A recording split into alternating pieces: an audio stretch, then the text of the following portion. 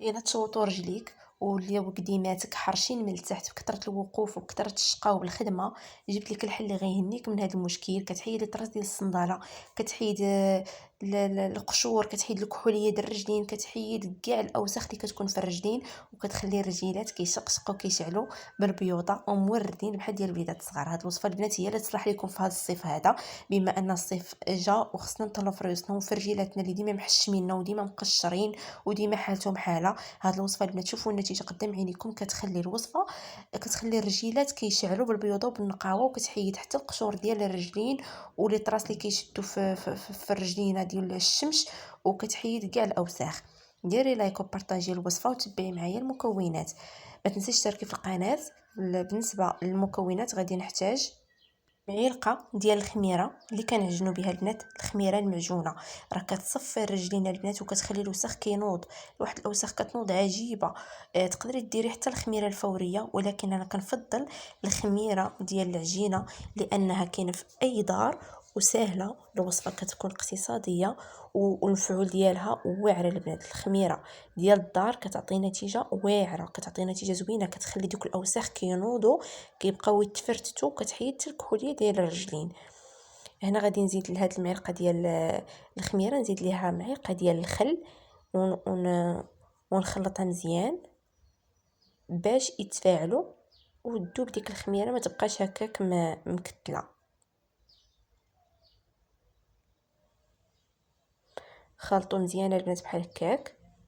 وغادي نزيد كذلك البنات الصابون البلدي اللي غني عن التعريف، اولا الصابون المغربي. الا ما كانش عندكم الصابون البلدي ديروا شامبوان، تقدروا ديروا الشامبوان اولا الغسول ديال الشعر اللي كنستعملوا كنغسلوا به شعرنا.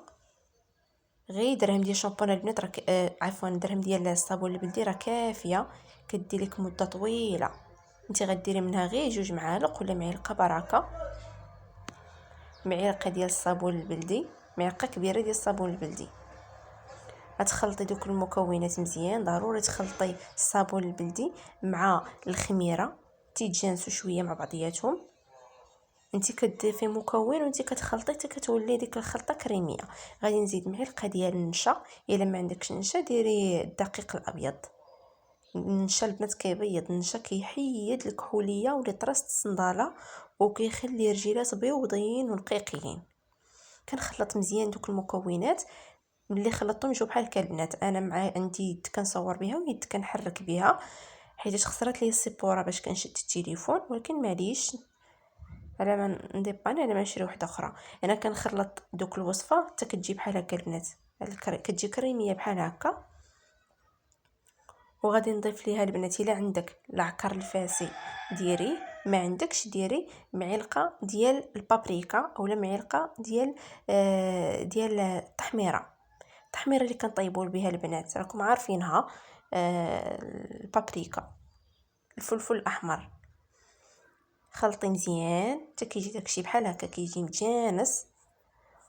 وديريها لرجليك، سواء عندك تشققات في الرجلين اولا عندك لي طراس الصنداله ولا عندك رجليك مشقين ولا رجليك مشرقين، يعني حالتهم حاله حرشين كحلين زرقين كما بغاو يكونوا، راه كتعطي نتيجه افيكاس مضمونه 100% وزوينه ومجربه. بالنسبه لطريقه الاستعمال ديالها، انا كنوريكم رجلي البنات كي دايرين. شوفوا رجلي كي دايره حالتهم مشقين، وعندي لي طراس الصنداله فوق الرجلين، عندي كذلك تشققات تحت رجليا حالتهم من كثرة الوقوف البنات والكوزينه والعيالات اللي كيخدموا الله يحسن العوان كيكونوا رجليهم مهلوكين ورجلياتهم كيكونوا مدقدقين واكلين الدق. هاد الوصفه هذه راه تصلح لكم. عرفتي البنات راه كدير ميزاجور خطير للرجلين. شوفوا رجلي دابا كي دايرين حالتهم، شوفوا من التحت قاسحين، كتكون ديك القسوحيه تحت الرجلين حرشين، يعني مدقدقين ديال المعقول، ولكن غيرجعوا كيشقشقوا، غيرجعوا واعرين رطيبين وموردين بحال ديال الوليدات الصغار. من اول استعمال كتعطي نتيجه زوينه. دلكي ليا مزيان رجيلاتك. شوفوا البنات يعني ديروا كل شيء من التحت ومن الفوق وبين صبعانكم، اي بلاصه ديروا فيها هاد الوصفه هذه كتحيد اي حاجه في الرجلين البنات كتحيدها. انا درت مرجيه بجوج ودرت سلوفان، درت غير بلاستيك البنات، ما نديرش سلوفان، درت بلاستيك، نتوما ديروا اللي عندكم. وخليهم لمده ديال نص ساعه اولا ساعه، المده اللي عندك البنات خليهم يترقدوا مزيان. شدي التليفون اولا شي حاجه، بقيت تلهي بشي حاجه على ما يصفاو لك رجيلاتك ويتنقاو، وديك الساعه تغسليهم.